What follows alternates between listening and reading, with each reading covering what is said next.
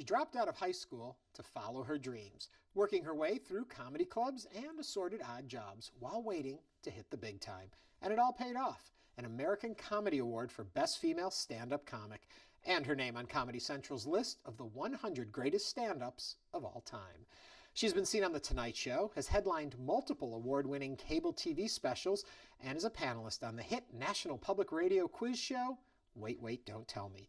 Hello, I'm Ernie Manouse. On this Interviews Classic, we take you back to 2010 for my interview with the always entertaining and humorous award-winning comic, Paula Poundstone.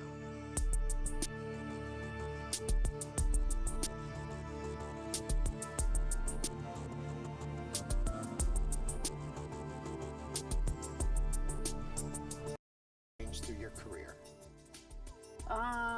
Well, my crowds have gotten a little bit older. I don't know how that happened. You know, I don't really know exactly, because the truth is, I don't watch other people very much.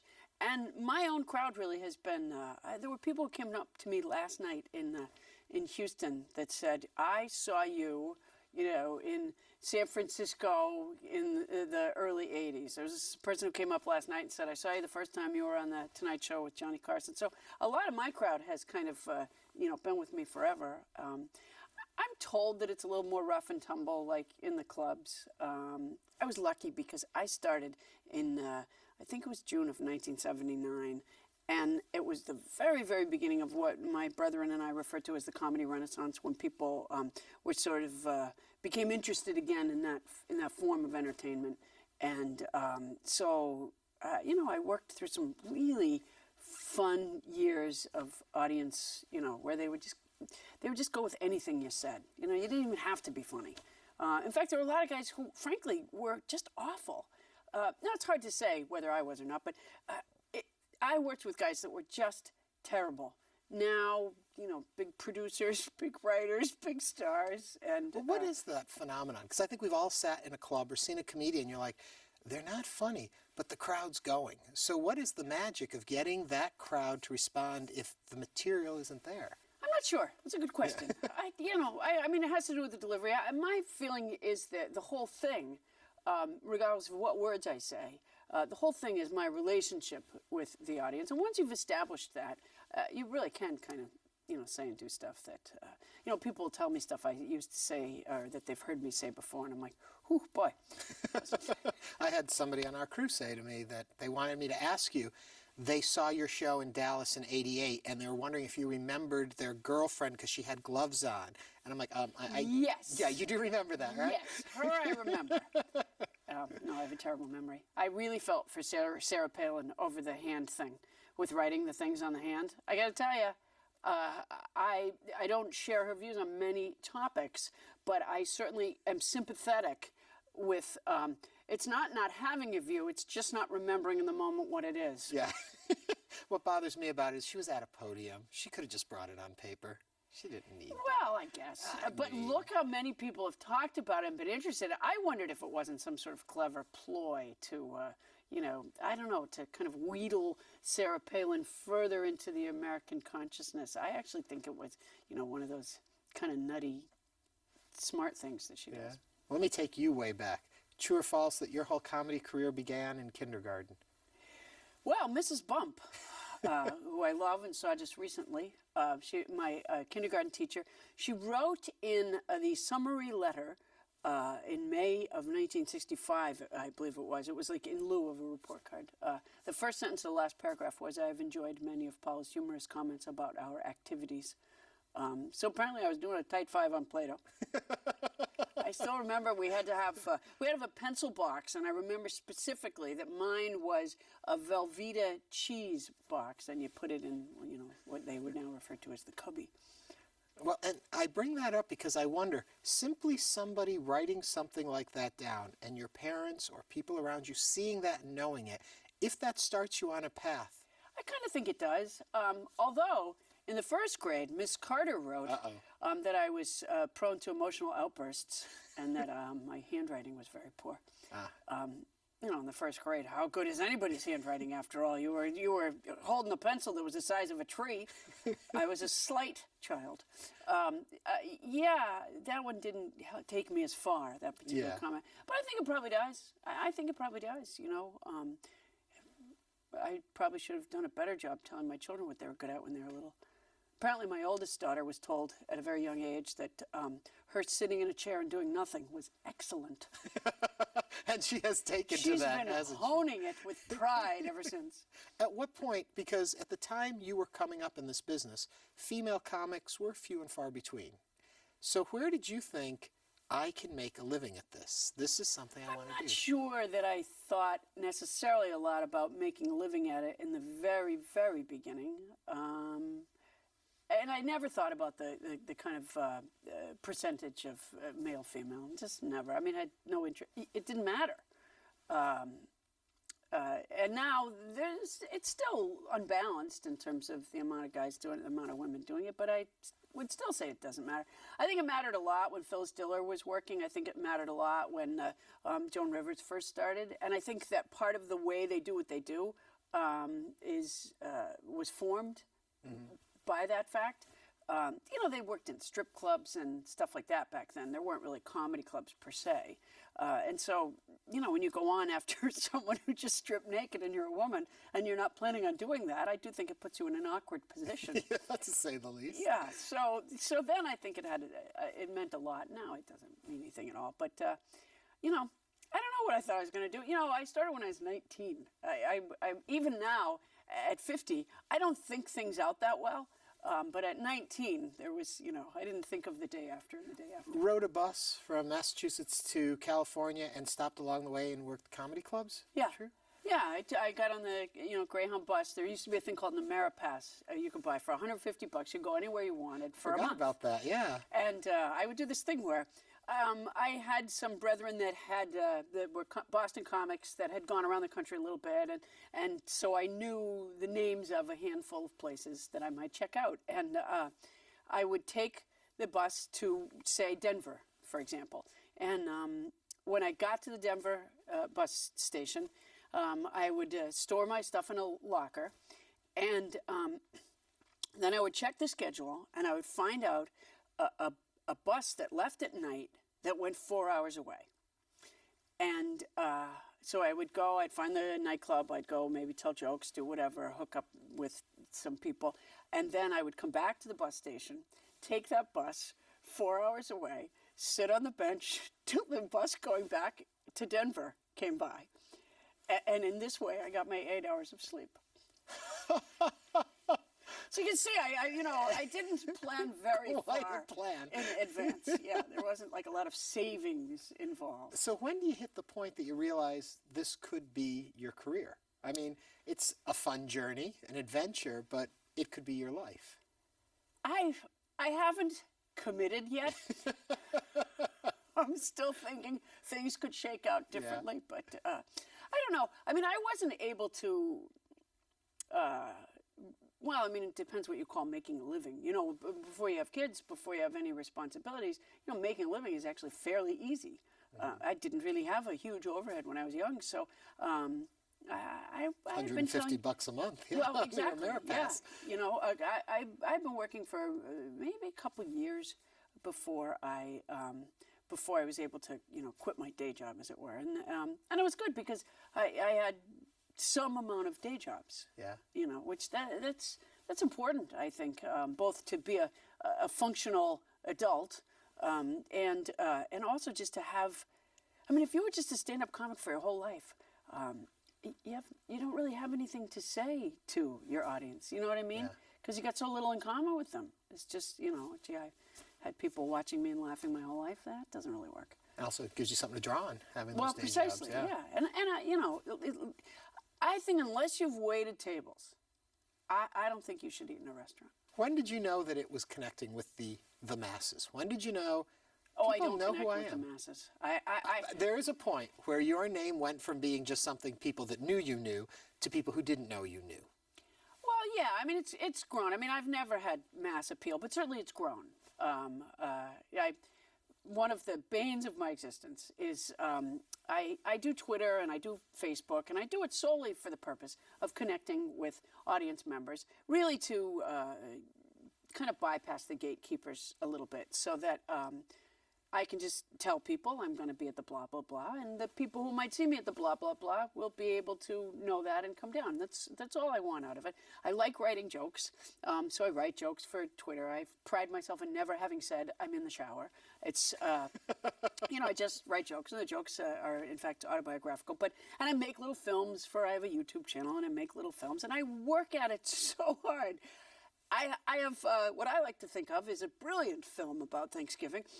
And, I put it up and I watched the number just slog along, knowing that it was, it only had a few days before people go, well, why would you watch a Thanksgiving film?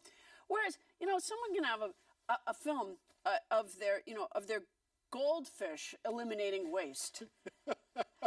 And in a day, there's 100,000 hits. I can't figure out how to marshal numbers in this direction. But so I am, I guess, an acquired taste. But what was the breaking point, do you think, in your career that suddenly put you on the national consciousness? And before you say you're not, a Paula Poundstone show named The Paula Poundstone Show, that's somebody people know. It's a brand they're going to sell. Well, I was off the air fairly quickly because not enough people knew that would watch. I was preempted by the Malibu fires, which was mostly just an orange television screen because there were fires.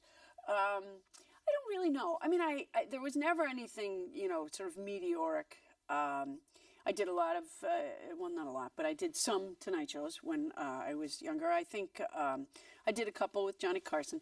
I think probably when I covered the conventions for Jay, that probably kicked the numbers upstairs a little bit, more than, say, other things. Also HBO, which tends to rerun things a lot. Yeah. And I did some HBO specials, which went well. It was a good pairing, me and them. I talked them into, nowadays this doesn't seem different at all because technology has changed. But, my favorite thing to do is talk to the audience. My favorite thing is, what do you do for a living? Where are you from? Any good night that I do usually has probably a third of it is unscripted. The whole thing is unscripted, but probably a third of it is stuff I've never said before because it's spawned by the interaction with the crowd or the room that we're in or where I just came from.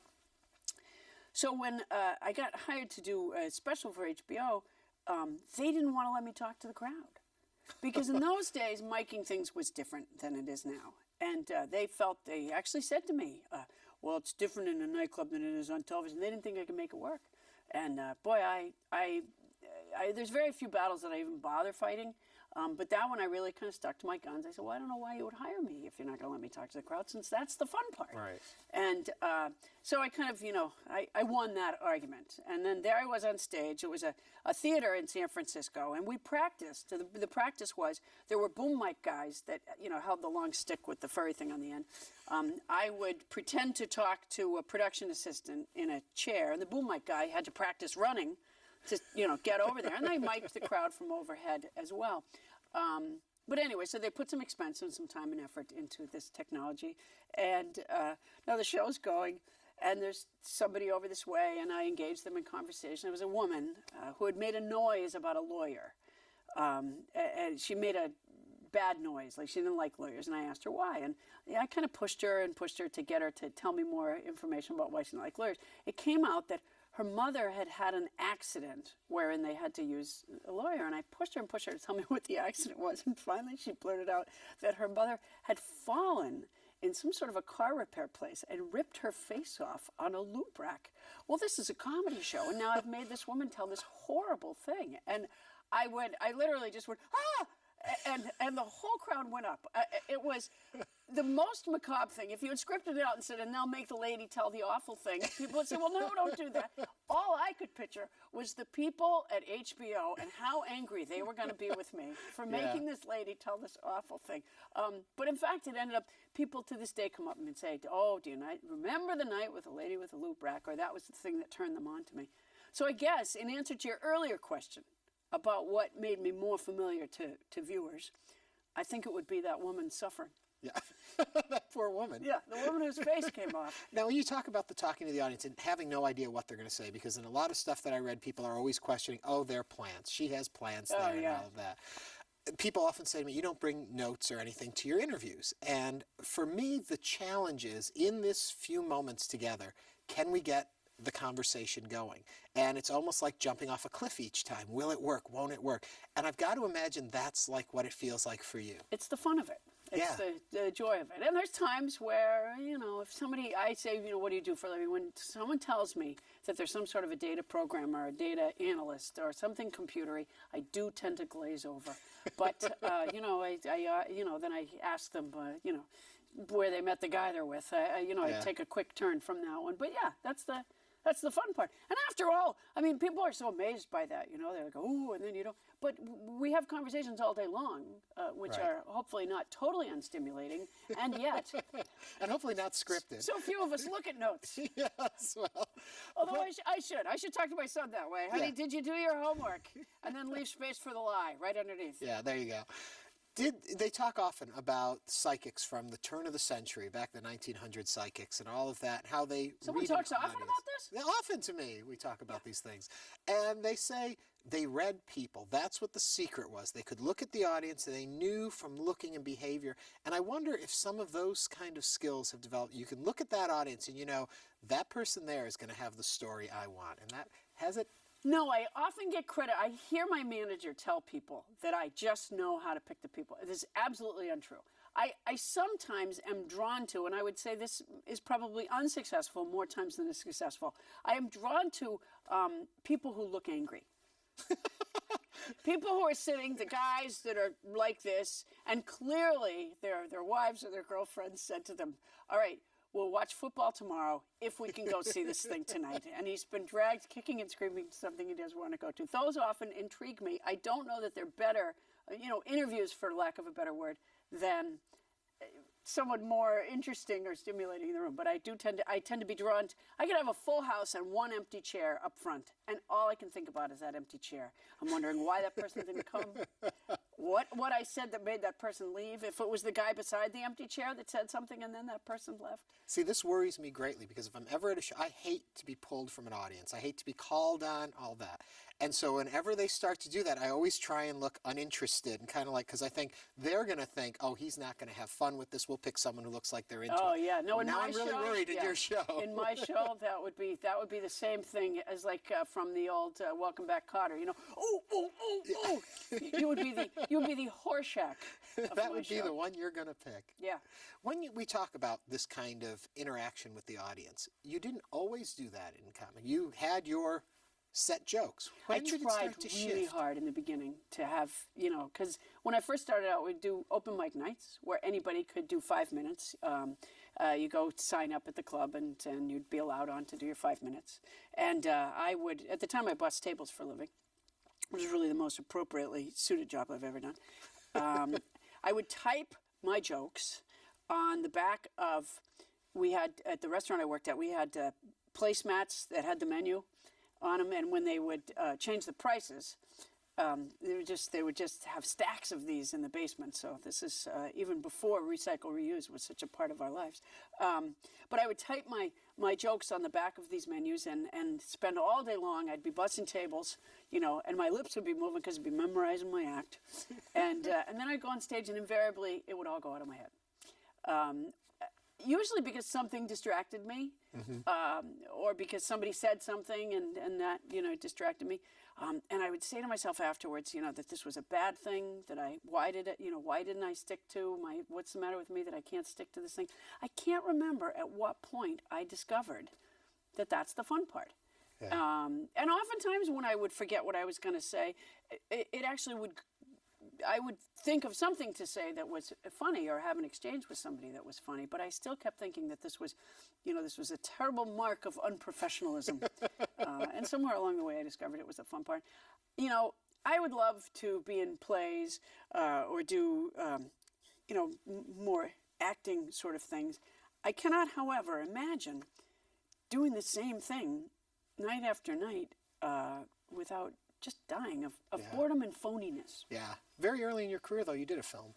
right? Didn't it Oh, start I off did. with- Yeah, I did a low budget film, which I've seen since it was shot in Shelby, North Carolina, at a studio of a man who he built a movie studio in Shelby, North Carolina, on money that he had made from selling farm equipment, and it was he. Prior to that, the man who made the studio, Earl Owensby, he had started all the films that were made there, and including the Elvis story and one about Jesus, I think.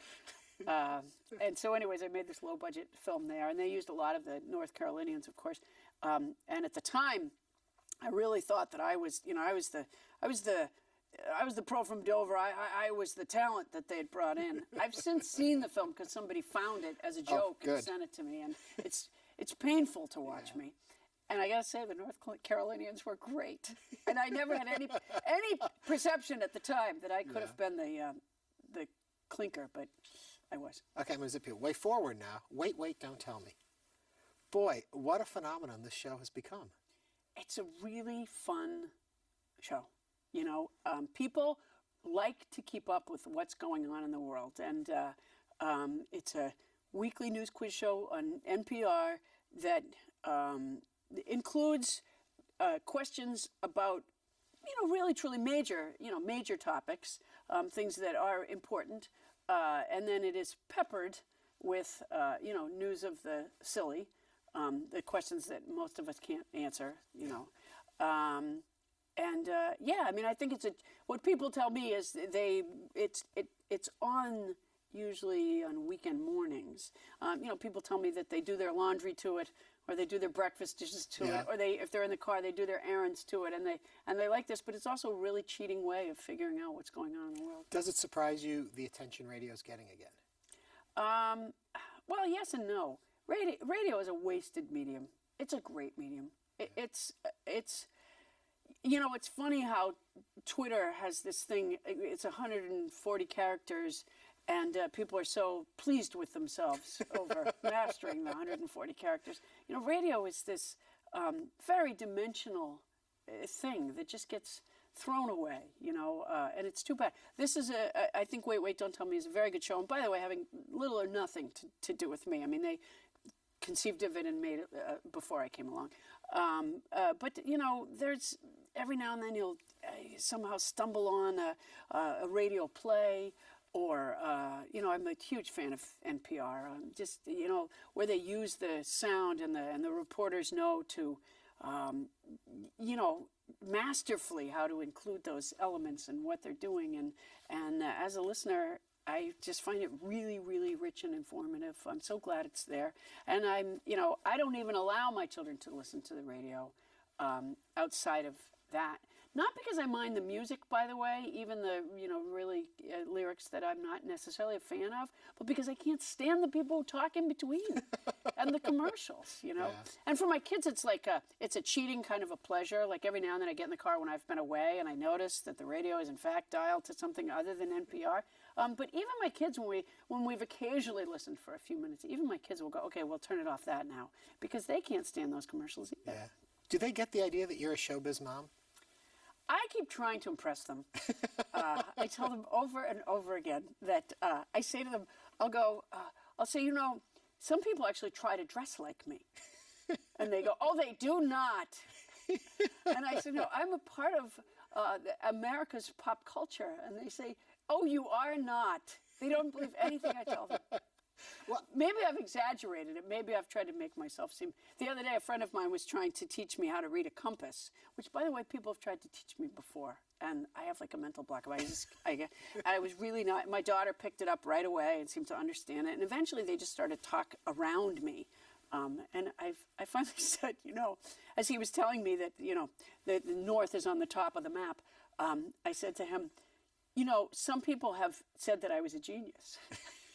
And he said, did you believe them? I said, well, no, but I didn't say that. I said, apparently genius has departments. Yes. That's what it is. So the kids, having been in the business you've been in and raising kids at the same time, is it hard to be there for them and still, in a sense, be there for an audience? No, other than in very literal, obviously I have to go away. I have to travel for a living, which that part is a little bit challenging. But no, I really think that I am managing kind of the best of both worlds at this point in my life. And it took a while to figure out the rhythms of both things. One of the things that I do in terms of the travel that's made life, it's just a simple thing. But when the kids were little, I always read aloud to them every night, sometime in the middle of the day as well. But we were always reading a book. I can't remember how long it took me to figure this out, but I bring the book with me, so that when we talk on the phone, I would read aloud to them over the phone. And it sounds really stupid, but it made a big difference in our connection when we were apart, because I don't have that much to say to them about my life on the road that's really interesting. And they really, sometimes you go, how was school? And they go, fine. But it didn't mean we wanted to hang up the phone. Right. And so in this way, I read the entire Harry Potter series aloud twice. And, the Hardy Boys have taken us through some long nights here and there. Well, thank you for taking us through so many nights and just being there for us. Paula Poundstone, a pleasure. Well, thanks so much. It was nice talking to you.